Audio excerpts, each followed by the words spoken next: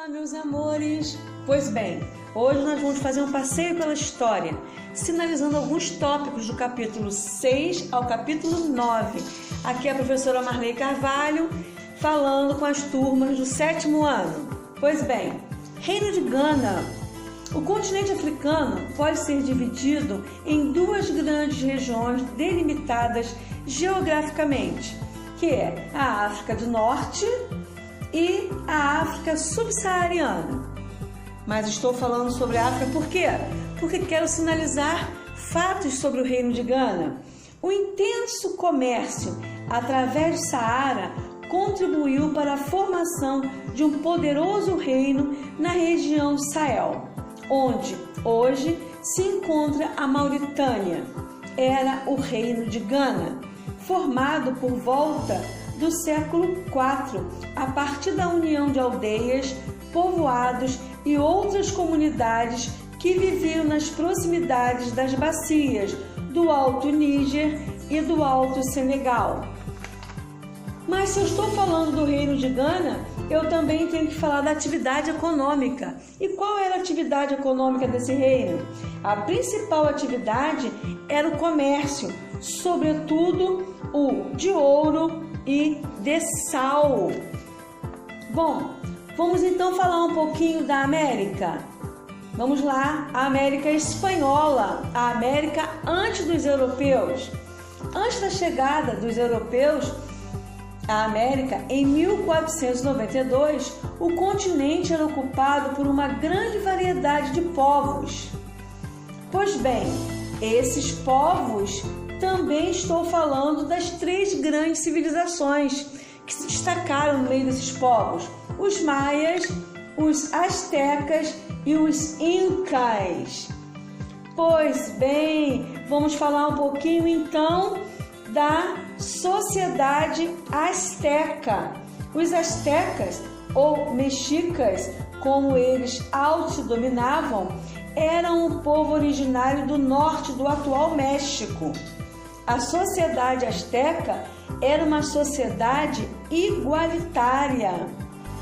Pois bem, mais um pouquinho sobre a sociedade asteca, que tinha por centro a região que hoje corresponde à região norte do atual México. E a civilização maia? A civilização maia, ela floresceu na região que hoje corresponde ao sudeste do México, a Guatemala, Belize e Honduras. Bom, a sociedade maia também, ela era politeísta. Sinalizei um pouquinho sobre os maias. Agora vamos falar sobre a sociedade inca. Os incas viviam em uma sociedade marcada por forte hierarquia, sendo praticamente impossível mudar de extrato social.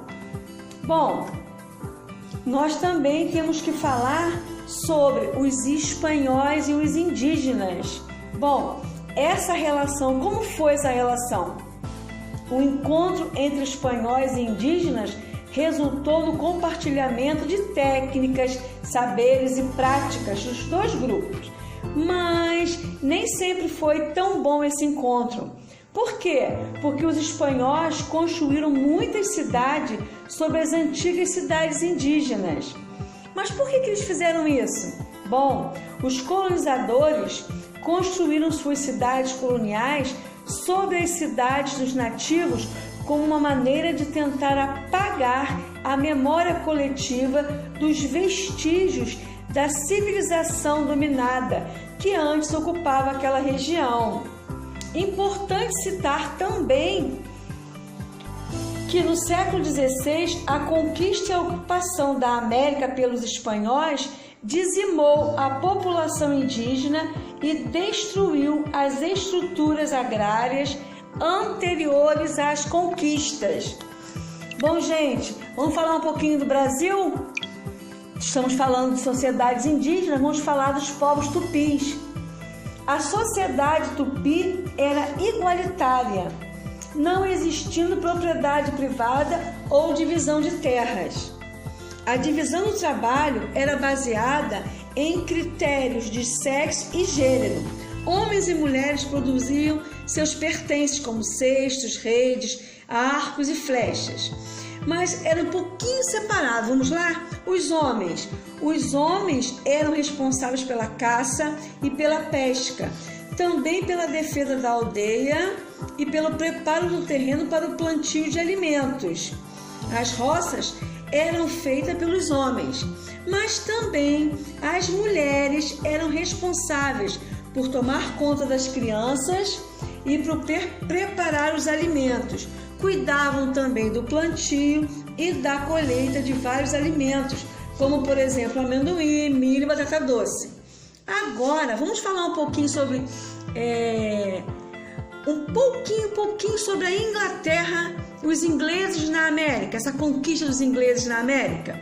Bom, a conquista colonial inglesa resultou no estabelecimento de 3 áreas com características diversas na América do Norte. Foram as chamadas Colônias do Norte, Colônias do Centro e Colônias do Sul. Vamos falar um pouquinho somente sobre as Colônias do Sul. Bom, as Colônias do Sul baseavam-se em uma economia escravista, voltada principalmente para o mercado externo de produtos, como por exemplo o tabaco e o algodão. Bom, gente, eu não sinalizei uma coisa que quero falar para vocês. Eram povos nativos do Brasil também os povos tupinambás e os povos guaranis. Voltei um pouquinho para o Brasil, certo?